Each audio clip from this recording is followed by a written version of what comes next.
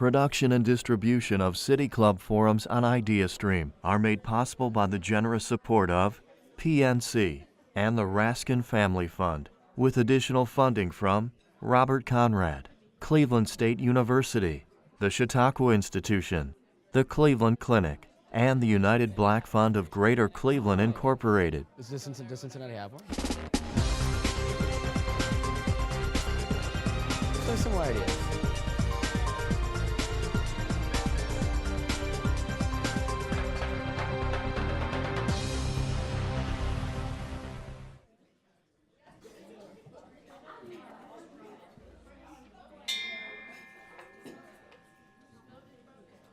Good afternoon, everyone, and welcome to the 5th Youth Forum of the school year. I'm Nigel Gore. I'm a sophomore at Solon High School and a member of the City Club of Cleveland's Youth Council.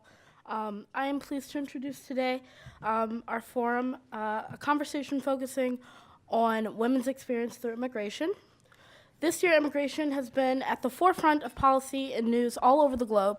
Although these decisions have life-altering impacts on millions of people, women bear disproportionate risk as refugees, immigrants, or displaced people, while traveling for safety or to access limited resources. Women are at great risk for sexual and gendered violence. Victims of human trafficking in the United States are mostly immigrant women. And oftentimes, during family separations, the familial burden falls on women. However, regardless of whether they are leaving home or leaving their country, women are not a burden. Immigrant women are most likely to own their own business than American-born women, are more likely to become naturalized citizens than men, and they drive the naturalization process and have shown resilience to overcome adversity and create new lives for them and their families. How can we learn from their stories of immigrants, refugees, and displaced women? What burdens do they share, and what are their successes? In honor of National Women's History Month, thank you for joining us today as we explore women's role in immigration and the unique challenges they face. Joining us today are local and national experts who will share their thoughts and perspectives. Our panel include Lisa Splendwinski, a staff attorney that focuses on immigration work for the Legal Aid Society of Cleveland. The Legal Aid Society of Cleveland secures justice and resolves fundamental problems for those who have low income and vulnerable by providing high-quality legal services. Chrissy Stonebreaker Martinez, the co-coordinator at the Interreligious Task Force of Central America. The IRTF is a Cleveland-based interfaith group that promotes peace and human rights in the Central America and Colombia. In addition to the IRTF, Ms. Stonebreaker Martinez serves on the Executive Committee of Discipline's Peace Fellowship, the National Council of the Fellowship of Reconciliation, and is the chair of the Northeast Ohio Fair Trade Network. Sister Ann Victory, steering committee member for the Collaborative to End Human Trafficking. The Collaborative's mission is to educate and advocate for the prevention and abolition of human trafficking while connecting services on behalf of trafficked persons. Here to guide us through the discussion is Youth Council member and junior at Shaker Heights High School, Sam. I turn the forum over to you, Sam. Thank you, Nigel. So let's start off today by asking, what unique challenges do women face in immigration? Ms. Polinsky, if you'd like to start. Sure. So to explain a little bit more, just briefly, as the student mentioned, I am an immigration attorney with the Legal Aid Society of Cleveland. We offer free civil legal services to low-income people. So the population that I've worked with throughout my career, immigration population, is almost exclusively immigrants who have been victims of crime, both here in the United States and in their home countries. And the vast majority of that population has been women. So in my experience with working directly with immigrants in that population, I should start by saying maybe that all immigrants experience a lot of issues here in the United States, but I would say women in particular seem to have maybe less access to jobs and education, and are taking care of children, and again are, in my experience talking to them, have been the victims of really horrific abuse, being targeted by people, being the victims of physical assault, maybe by partners or husbands or boyfriends, and then also being taken advantage of in work, for example, by not getting paid their wages, being forced to work in bad conditions. So again, a lot of immigrants face those, but women in particular seem to be more vulnerable to those abuses. Well, before I start answering the questions, I think the topic warrants a disclaimer. The issues that we're dealing with and the victimization that has happened is really at times very gruesome. So if you need to tune out or step away at any point or turn off your device that you're listening to this on, whether that's your radio or your YouTube channel, just so you know, the gruesome details, I have to say them blatantly, right? So we are an organization that works on addressing the root causes of migration, particularly from Central America and Colombia. I myself am a Colombian and have experience with the process in my family. And so we're looking a lot at what's happening in the country of origin for a lot of immigrants, and what the folks who are coming to the U.S. southern border, the border with Mexico, are mostly coming from Latin America, mostly coming from Central America, right, and from Mexico. And the places that we focus on, Honduras, El Salvador, in particular, have the highest rates of femicide in the world, actually. And femicide is what happens when people are murdered, like homicide, but they're murdered specifically for being women, for being female, for being femme. And so that is one of the particular factors. Another factor is that there's extreme poverty, there's extreme organized crime, both from the state and from outside forces, and almost always, like over 90% of all women who make the journey from Central America to North America or to other places to seek asylum and refuge, these people are almost certainly going to experience sexual violence and or domestic violence. And so a lot of women will take emergency contraception, what's called here colloquially as Plan B, before making their journey, because they know that the chance of them being raped during their journey is very high, and they don't want to then also have to deal with figuring out a way to care for an additional human in addition to their own needs. And so that's some of the things that people are facing on their way to seeking refuge and asylum in other places. Well, I would say, as one who works with human trafficking every day, that immigration and human trafficking do have a crossover. Not that all immigrants are trafficked, and we have to be cautious about that, and not that all trafficking happens only to people who immigrate. We know that a lot of our U.S. citizens are also facing the horrors of being trafficked. And so if we think it's only happening to those who are not U.S. citizens, that's not the case. Many of our own citizens are also being trafficked. The things that make immigrants vulnerable are sometimes pretty obvious. They're coming from often a place where they have been already abused, and they're forced to leave their country because of poverty or violence or some reason that they are coming for a new life and for safety. And they can easily get tricked into thinking by somebody's promise that they're going to have a wonderful job and it's going to be just great here and nothing bad will happen to them. And from speaking with refugees at Migration and Refugee Services here in Cleveland, one of the things that they are horrified to find out is that it happens here too. They thought they were leaving this kind of violence and abuse by leaving their country, and then they find it happens here too. So that makes them very afraid, not only for themselves, but for their children. So it's a huge issue for all of us, and whether it's sex trafficking that gets all the headlines or labor trafficking, which is also very complex, and I don't think we've begun to scratch the surface on that one yet. So how have these challenges changed over time under different administrations and immigration policy and things going on in their home countries? How have these challenges that women face changed? Maybe I'll start all of my responses with a disclaimer.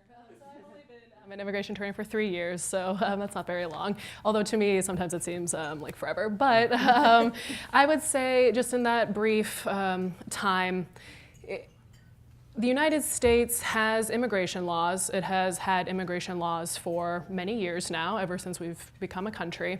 And we are in charge of what those laws can be, right? So they are the way they are now, but they've been different in the past, and they can be different in the future.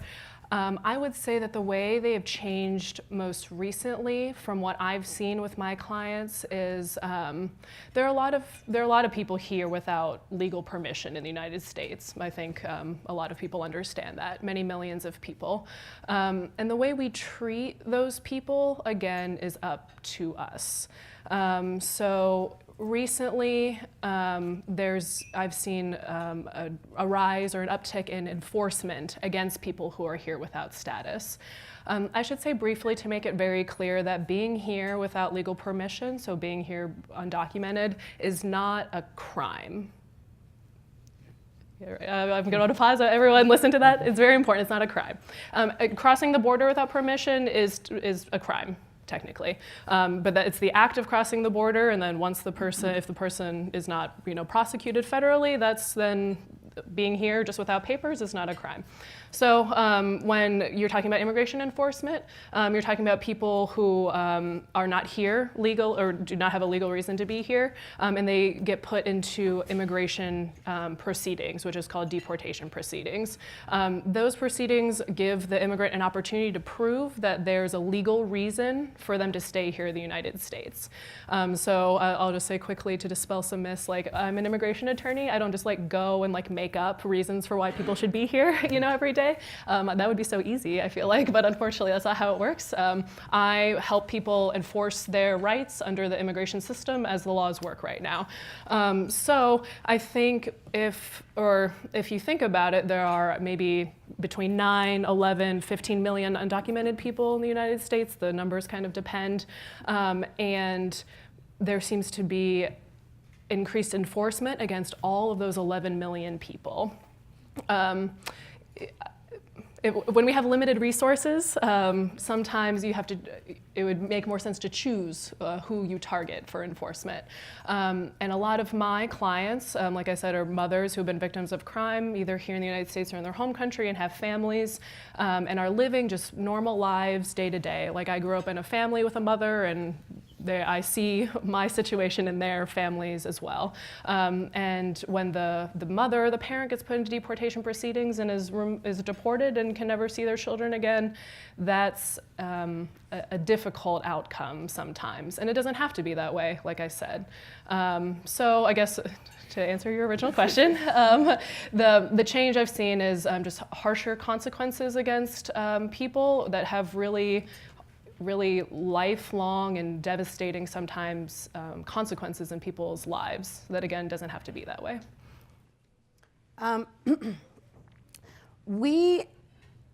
The current the current iteration of enforcement is called Immigrations and Customs Enforcement, and it's a part of the Department of Homeland Security.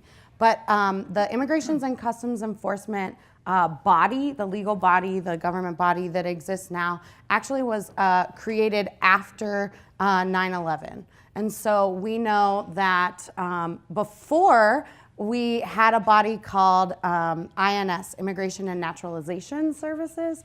And if you look at just the two names of enforcement, you can see a big difference. And this obviously, you all know that this Immigrations and Customs Enforcement has been around since post 9/11, so it's gone through 3 different presidential administrations. But Immigrations and Customs Enforcement is about enforcing laws that are created around artificial or arbitrary borders. And Immigration and Naturalization Services sounds more like, how can we find a way to make being included in U.S. American society more welcoming. It sounds more welcoming just as a body, because naturalization services sounds like the end goal, whereas customs enforcement sounds like the end goal is really just enforcement, law enforcement, exploiting their power. So that's one big difference. The Obama administration was called the deporter-in-chief by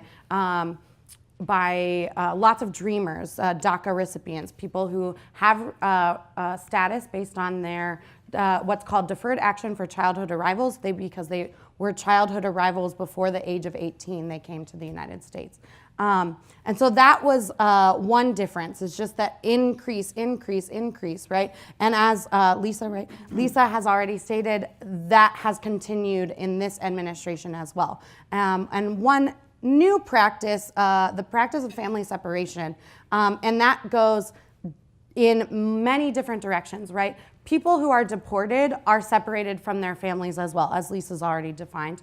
But then there's a whole new type of enforcement where people are currently, children, people under the age of 18, are currently in immigration detention facilities that are much like prisons, and they're run by for-profit companies. I visited one called Tornillo in over the change of the year in December and January, and I know we have friends in Homestead, Florida, who are also looking at another facility that has housed thousands, detained rather, thousands of children.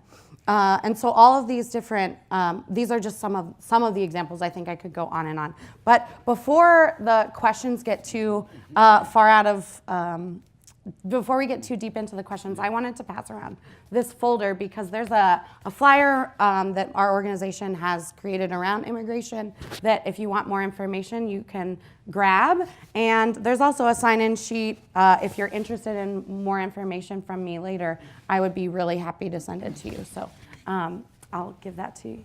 Thank you so much. I would say that because of the intersection of human trafficking with immigration, there is concern, of course, knowing that any kind of human trafficking is rarely reported by the victim. It's not a self-reporting sort of thing. Mm-hmm. Most victims don't even know what to call what's happening to them, and so they don't say. And they may have been so threatened that something very bad would happen to them or to their families that they're usually keeping it quiet. They don't readily come forward. Add to that the fact that they are immigrants from another country and may not have status here, they're even more afraid because one of the threats is you'll just get deported. And right now the climate is not very friendly toward people that come from other countries. So what do? It's a hard thing. So it's a hidden crime already, and this makes it even more hidden and often more disastrous for them because they've been taken advantage of not only in their own country, but perhaps here as well. And they're too afraid to come forward to say what's going on. Certainly would be afraid to talk to law enforcement about it in many cases because in their country the police were corrupt, so why would they tell a police officer? That makes no sense to them. So they hold back on saying that and suffer because of it, and law enforcement then has a tougher time figuring out who's really abusing whom and how do we help the person who really needs the help. So it's a challenge every day. So this is obviously a very important and sensitive topic, but oftentimes the debate around it is very hard line of either swinging from, building the wall to abolish ICE. So how can we add more nuance to it, and what levels of nuance would you like to see added to it? Ms. Victory, if you would like to start this time. One of the things I think we have to look at is the facts, because the statement has been made that thousands of people are being trafficked across our southern border. Is that true or not? Are there that many people coming across the border who are being trafficked? Or look at the rest of the population of our country. Who is being trafficked? what is their country of origin, or are they our own citizens? So I think we have to be clear on that and look much deeper than just that statement out there that says thousands of people are coming across our southern border to be trafficked. That doesn't ring true according to statistics that are available. And granted, statistics on this issue are hard to come by to have them be accurate. But I would start there and just pay attention to that fact. May I ask the room, who here is 16 or under years of age? Wow, that's awesome. Like about half the room, or maybe a little bit more than half the room. Thank you so much. So I mentioned that my family is from Colombia. My aunt waited for a visa to the United States for 16 years. 16 years. To come legally. To come to the United States with proper documentation, 16 years. Can you imagine living in a really difficult situation for your entire life and not being able to leave that situation? Can you imagine that? When we think about the idea of abolishing ICE or abolishing human trafficking or abolishing slavery or abolishing all sorts of terrible things, we really need to get to the root cause of all of the issues of systemic oppression and realize that we are looking at white supremacy, we're looking at histories of genocide, we're looking at massive imperial military powers that have exploited not just people but also lands, right? And we're looking at the profitization of extractive industries that are hurting our climate. There's all sorts of factors that go into all of these issues that result in trafficking and lots of asylum seekers at the U.S.-Mexico border and all sorts of things. And so if you can't imagine staying in a horrible situation for your entire life, then why would you imagine that for anyone else, right? You wouldn't. You would hope not, right? So your last question about what has changed, right? Yeah. I want to go back to that really quickly because for the entire U.S. existence, we have not always had immigration laws. We have had, at many times in U.S. existence, completely open borders, right?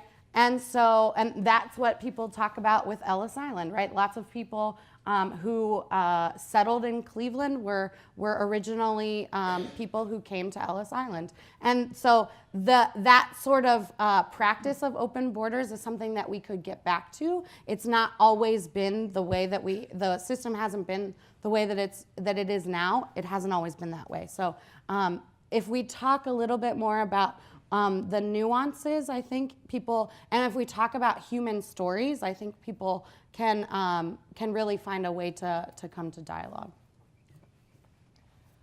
Yeah, I would definitely agree, and just to make maybe 2 points or 2 suggestions to piggyback off of what the other panelists have said. The first, I think Ms. Stonebreaker has brought up a really good point about the causes of migration. Something that one of my mentors, another attorney, said to me once that had a real big impact on me was people do things for reasons. Right? Like I do things and I have a reason. Sometimes the reasons are good and sometimes they're bad, right? But they're usually reasons for them. I think that about myself. I think that about all of you. I also think that for my clients. Like my clients, they want to live at home. They want to live in their home countries. They don't want to come to the United States, but they do because they have to in a lot of situations, or because the alternative of staying doesn't make sense for them and their families. I think one option is for us, the United States, to help make countries more livable so people don't have to come at all, right? They don't have to make these terrible journeys of thousands of miles where they'll walk here with their minor children, get robbed, exploited, abused physically or sexually. So that's just one thing to just think about, maybe keep in mind, consider from the other perspective. And then the other thing, just a little bit to talk more about what I said in one of my first responses. Again, we create our own immigration laws. And as Ms. Stonebreaker mentioned, immigration laws have changed throughout the course of the United States history. It's possible that when my ancestors came to the United States, well, it's not possible, this is true. They didn't have to run fingerprint checks. They didn't have to prove how much money they make. They didn't have to prove that they spoke English. These are all things that people do have to prove now, so the standards have kind of changed, and it's easier or harder for some people to come. So I think we could maybe all agree, or just think about people being here without permission or status is not what we want. I would maybe suggest that the United States can consider how it could be easier for people to be here legally. Then that way people can come here as reflective of their needs and our own country's needs. And they can run background checks and be here legally, be able to own property and pay into the system and have jobs and be able to call the police if they're victims of crime, and just make the whole system work so that it works legally, right? So we don't have to have a wall. There's no wall to get over. People just come in legally, right? So I just, what I've seen in the past 3 years, what would make my job easier, also selfishly, is if it would be easier for people to come here legally. And again, we are in charge of that because we are in charge of our country's immigration rules. So what new frontiers are you guys seeing? What new aspects are coming in both human trafficking and immigration in general that affect women? What can we see over the next 10, 20 years that you think will have significant impacts on it? Whoever wants to respond. I mean, I'll just say briefly, I think the more significant abuses and victims being afraid to come forward, unfortunately, will continue to be the same and maybe only get worse if the enforcement climate continues to be the way that it is. And if things, if people become scared to come forward, then they won't, and they'll just suffer more years of abuse, and that won't help any of the current situation. People will continue to be undocumented and they'll continue to suffer, and our country will continue to have high levels of undocumented immigrants. But I'm not sure if you two have any more detailed answers than that. I would say I am really impressed with human rights leaders, civil society leaders, that means civilians, people who are not affiliated with the military in any way, who are leading the fight for human dignity all over the world, and especially from Central America and Colombia, because that's what I look at the most. Human rights defenders are murdered in Colombia at rates higher than any other country in the world. And simply for being human rights defenders. And yet there has been a persistence, right, of decades and decades and decades of resistance to exploitation.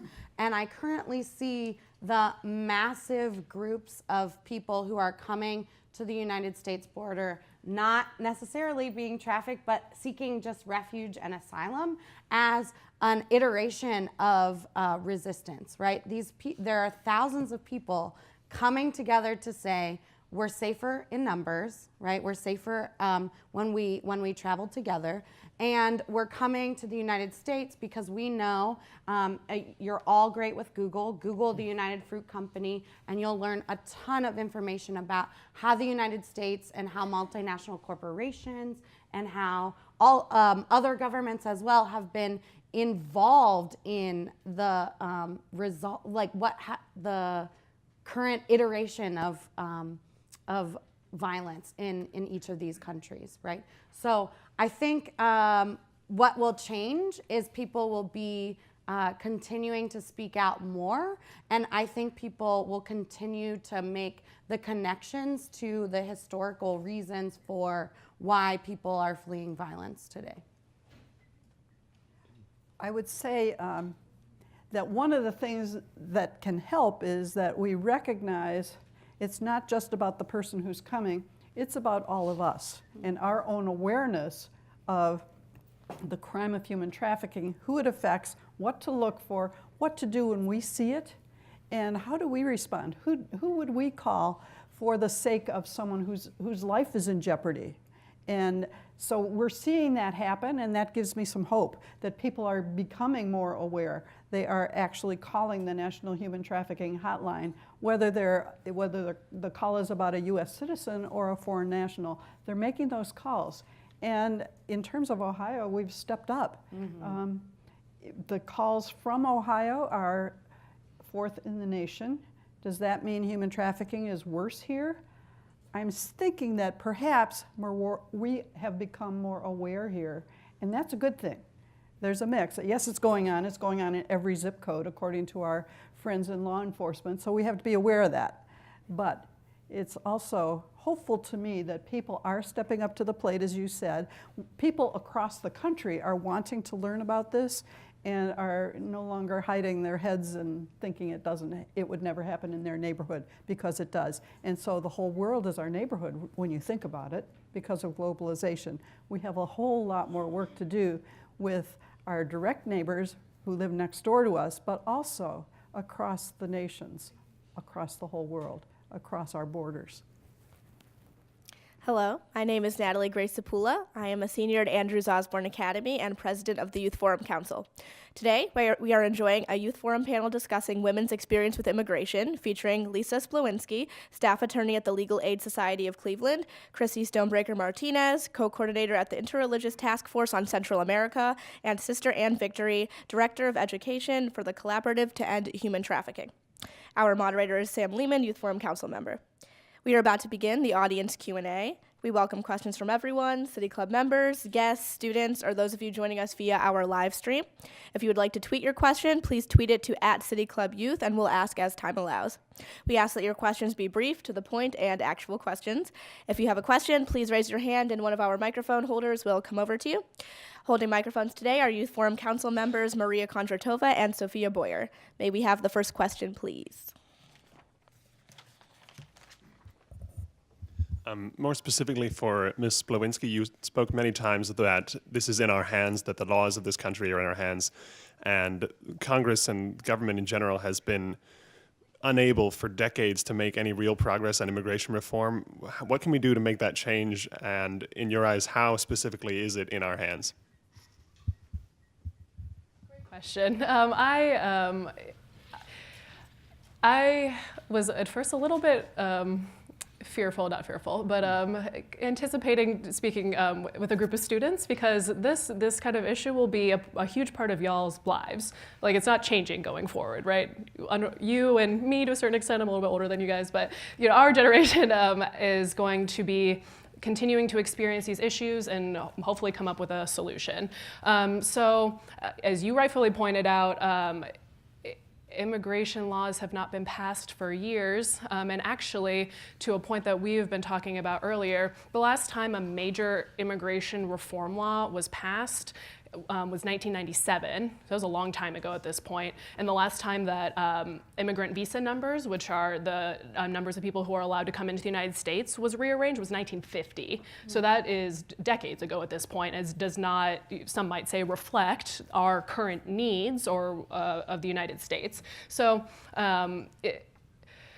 to your actual question about what we can all do, I think the easy, but maybe not easy in practice answer is to, vote for people who have your interests at heart and who you think will be able to reflect what you want with immigration and get laws like that passed.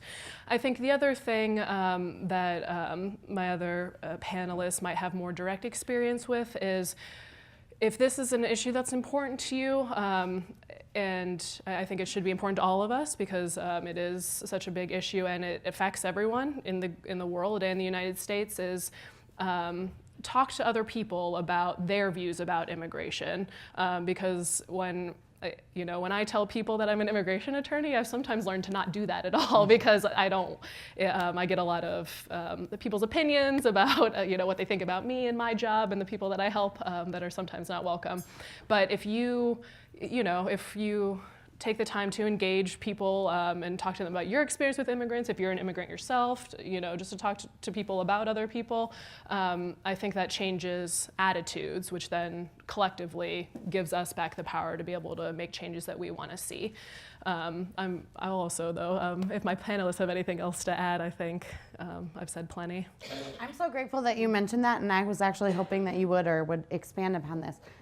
Voter suppression is key to changing any social injustice and any law around to address social injustice in our world. So voter suppression has impacted the entire nation, right? We know that there are certain laws that have been created to make it more difficult to vote, and that has impacted specifically marginalized communities.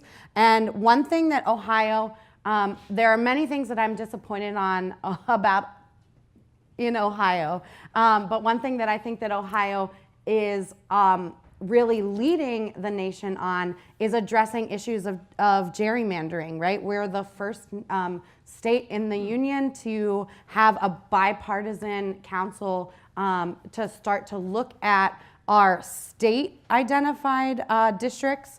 And so this is for the Ohio legislature, but we know that Ohio is really prime for doing that on the congressional level as well. And so that's something that people should get involved in, and in getting involved in dismantling voter suppression and empowering voters generally to find people who are representatives who really fit their values and ideals and who will really represent them, will impact not just immigration reform, but all sorts of reform like criminal justice reform and other things that are really, really very necessary in our community.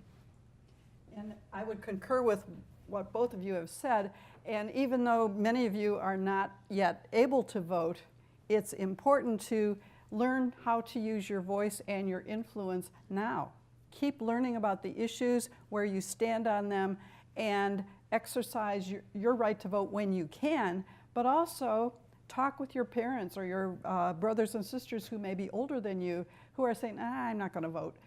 Yes, it's important to vote, and help them understand why, because these are the issues of our time and your time into the future. So it becomes very necessary to help influence how our laws are and how they are enforced.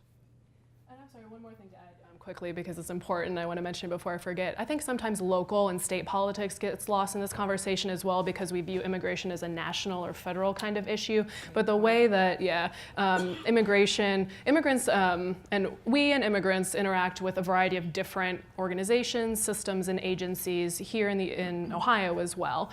So if you are concerned, any of you are concerned about, immigrants, how they're treated, how they can live here in the United States, work with local police, for example, about responding to immigrant victims of crime, or working, to do immigration enforcement, things like that. Work with local government to pass maybe state ID laws that allow immigrants to get IDs even though they don't have legal, papers or whatever papers to show at the BMV. Again, immigrants are both affected at a local level and a national level, and I think, like I said, the local level gets forgotten sometimes. Hi, I'm a school counselor in Cleveland and also part of Gen X. I understand how important voting is. I don't have a lot of faith, though, in maybe my generation and then the older ones, in specifically combating this this fear and this othering toward people who are coming in and people who are already in this country. So what suggestions might you have for my students and the other young people in the room to really foster and encourage empathy?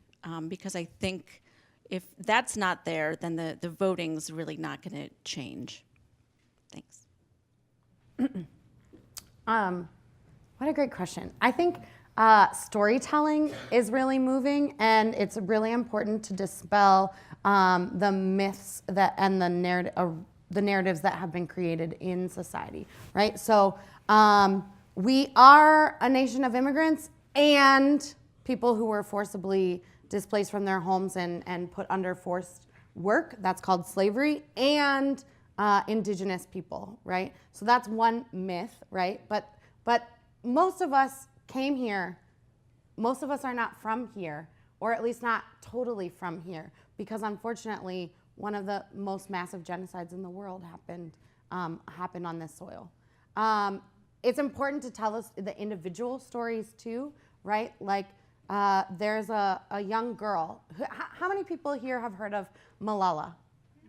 Hopefully everyone, right? Malala was shot by the Taliban and survived, and she's been a fierce advocate for women's rights and educational rights, etc. There's a young girl who is 13 years old who was killed in Honduras, just a few years ago. Her name is Nicole Soad Bustillo Ham, and she was killed because she went on the local television and asked for chairs and desks in her school.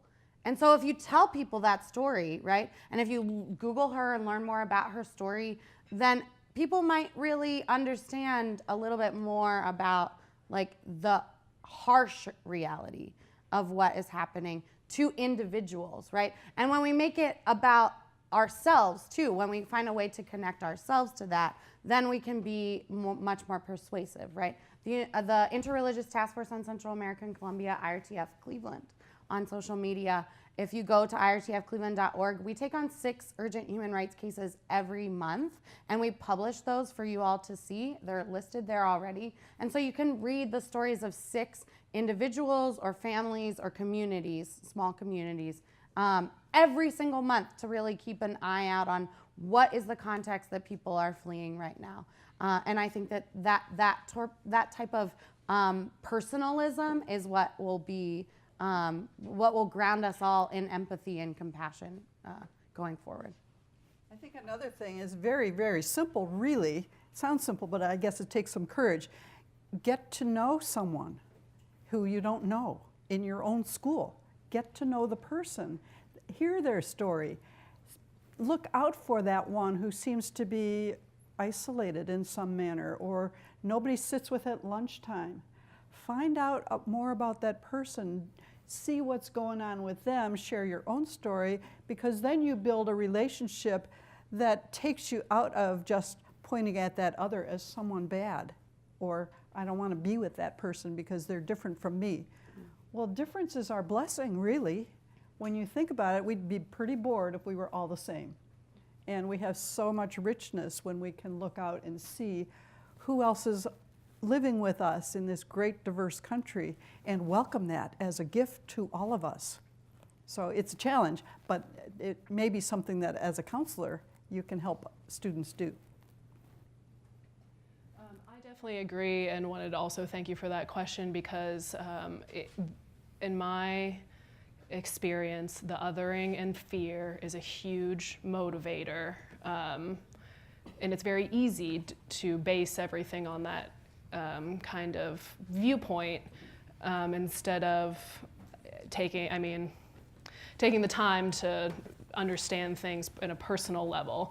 So for example, I have many clients and I hear the same stories. I meet with the same people every day. That's a benefit that I have of working, and so I can talk to people directly, and I know who immigrants look like, and I know what the stories are because I hear them every day. But for people who don't and who are isolated from that, I guess a suggestion, and I wrestle with this that same question myself as well. So if I had a great answer, I might be doing something different. But I guess the suggestion that I have is in forums like this and in your local forums and groups that you have access to in your own families and schools and local politics and with your friend groups, anyone that you have access to, bring people with those stories in when you have the opportunity to do so.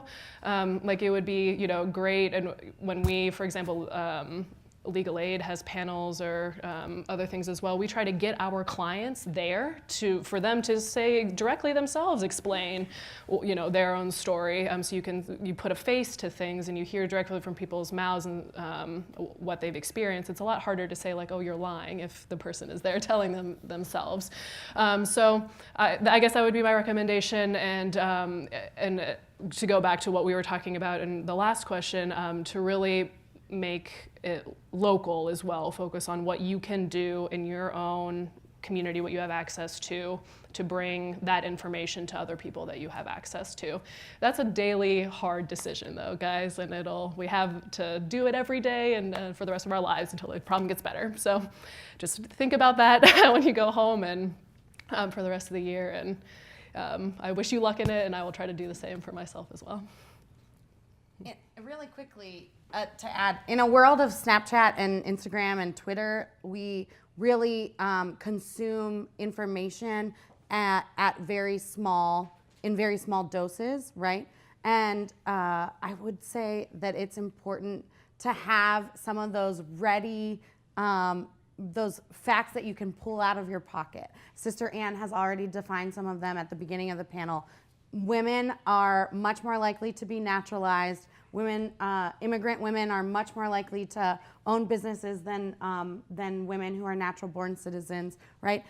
Immigrants in general are much less likely, like tens of percents likely, much less likely to commit a crime, right? All of those facts are important things for people to have ready when someone says that you're lying. There are lots of different organizations that have done lots and lots of research that we can look to sort of back us up, right? Okay. So, Ms. Stonebreaker, you mentioned the storytelling a couple of times. Would you like to elaborate on that? Maybe give us one or two? Sure. Just one or two. One or two, geez. A little bit about my own story. I mentioned that my family's from Colombia. Colombia has been in a civil war since 1964. Some people say that civil war is over, though negotiations have not taken place with all of the violent actors involved yet. And violence actually started in 1948 with the assassination of a leftist presidential candidate. And I would say that violence really started with colonialism, right? And there are over 70 different indigenous communities in Colombia, and half of them are in danger of becoming extinct, right? So my family, my mom grew up in Medellin. It's the second largest city in Colombia, and most people know it because it's the home of the infamous Pablo Escobar and the height of the violence of the Civil War in the 80s and 90s. I grew up in Youngstown, in a place where we had the highest per capita homicide rate in the country when I was the same age that my mom was suffering through the highest homicide rate in the world. In a world completely different and thousands of miles away, right? I was experiencing the same systemic violence and witnessing violence firsthand, which is why I've decided to commit my life to working on human rights issues. It is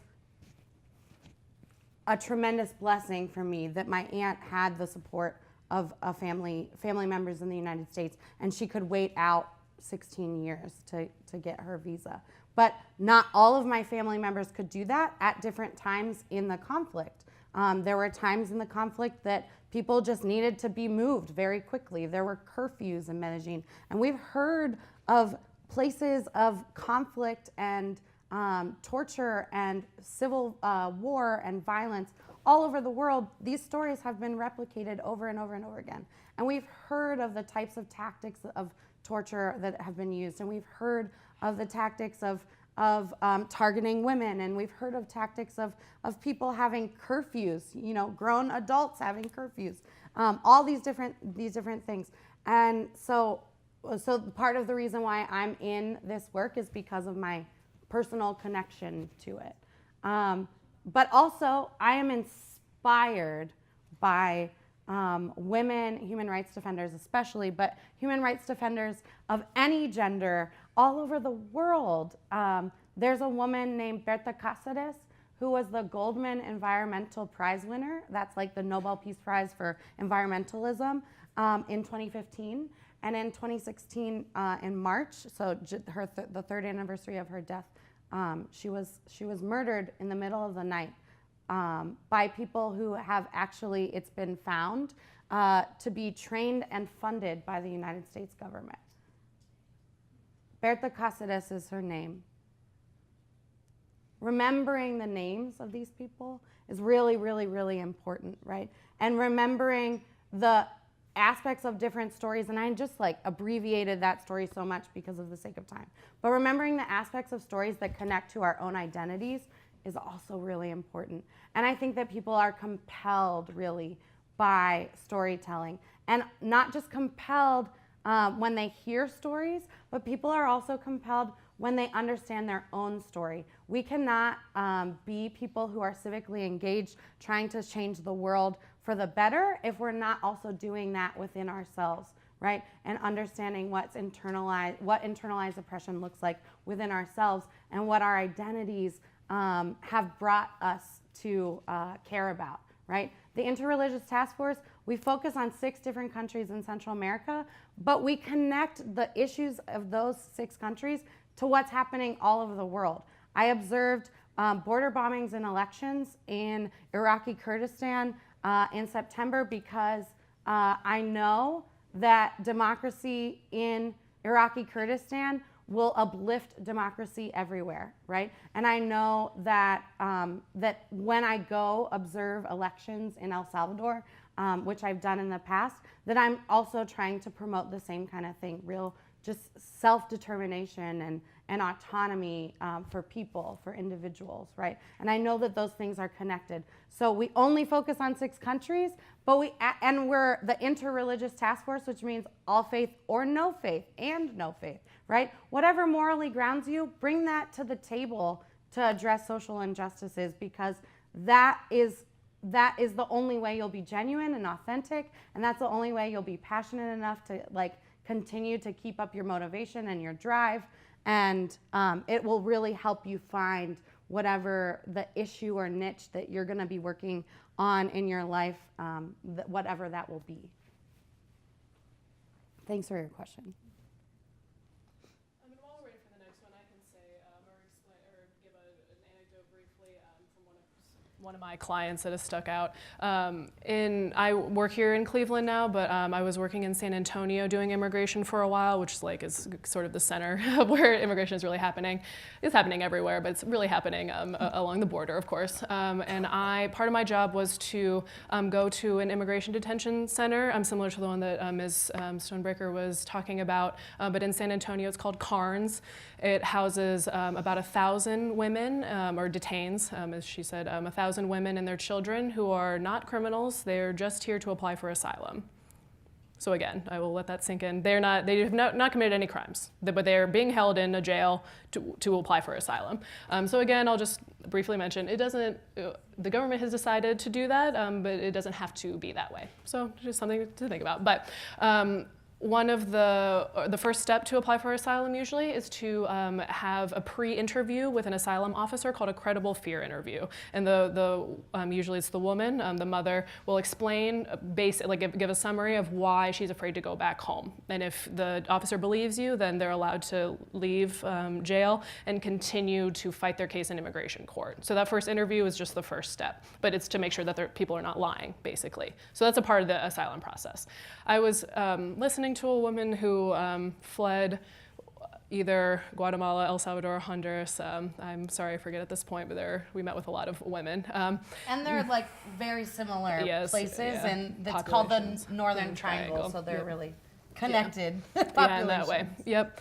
But her story just sticks out to me again. I must have met with 1,000 women while I was down there, but she was almost throwing up because she was crying so hard. I might start crying, I'm sorry.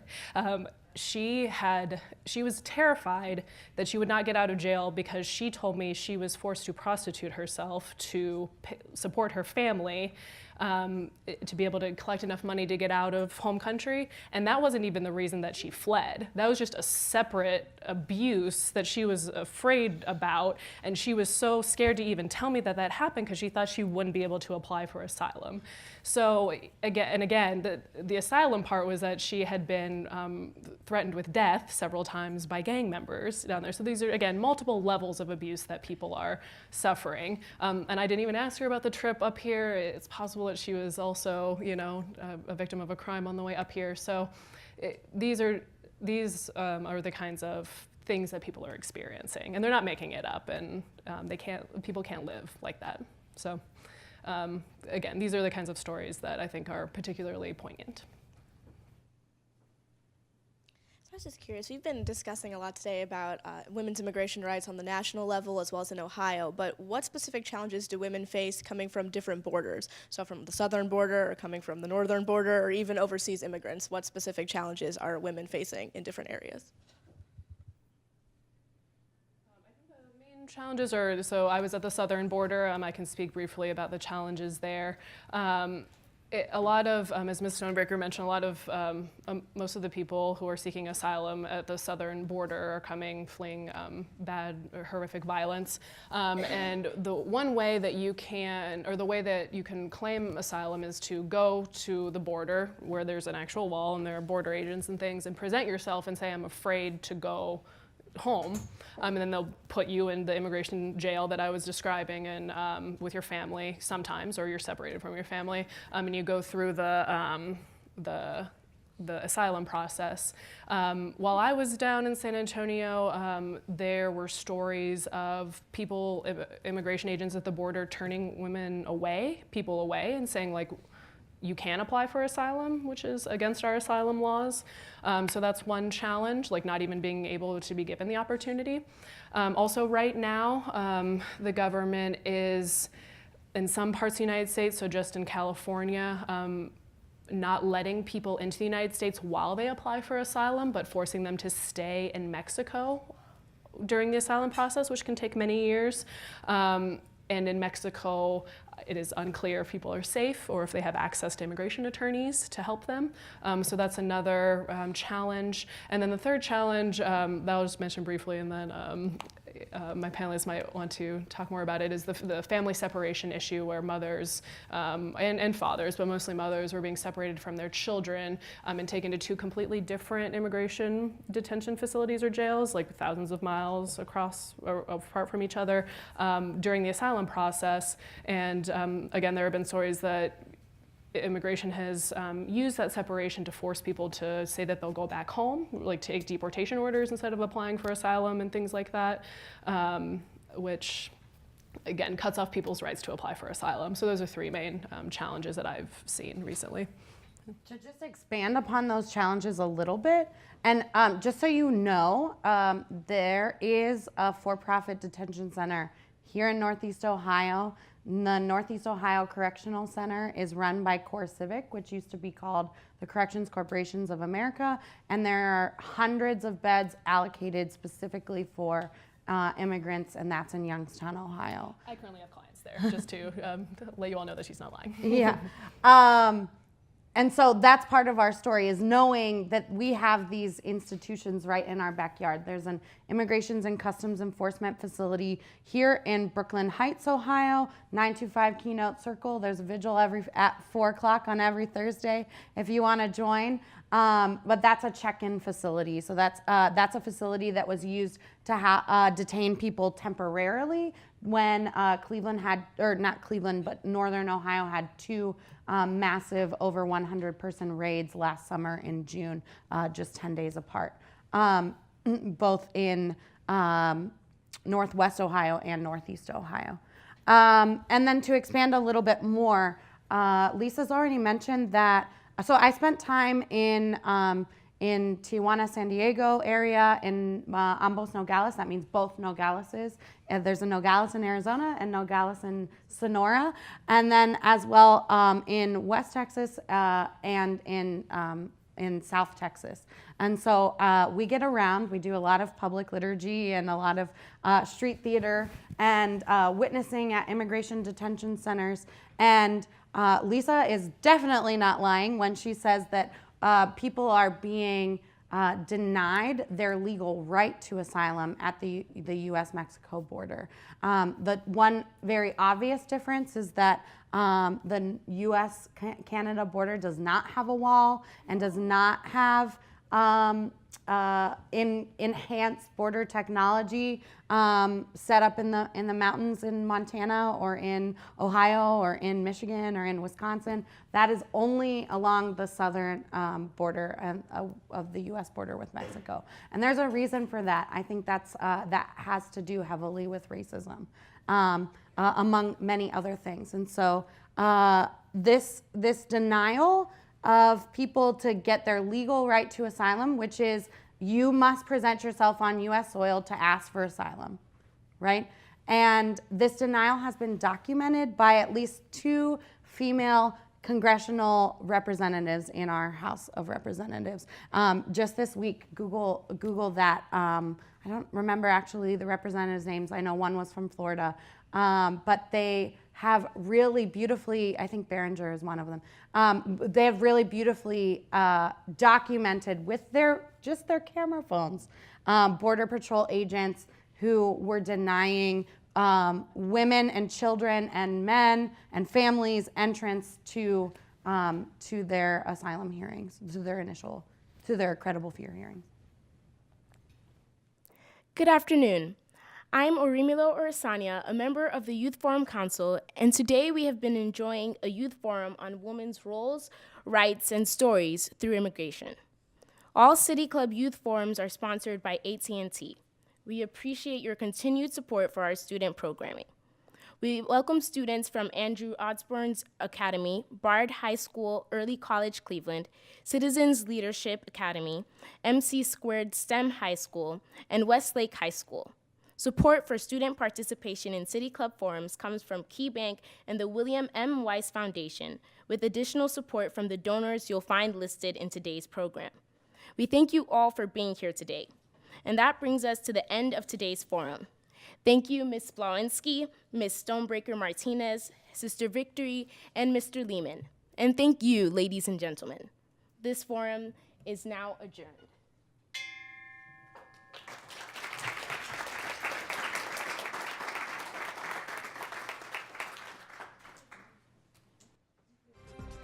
For information on upcoming speakers or for podcasts of the City Club, go to cityclub.org.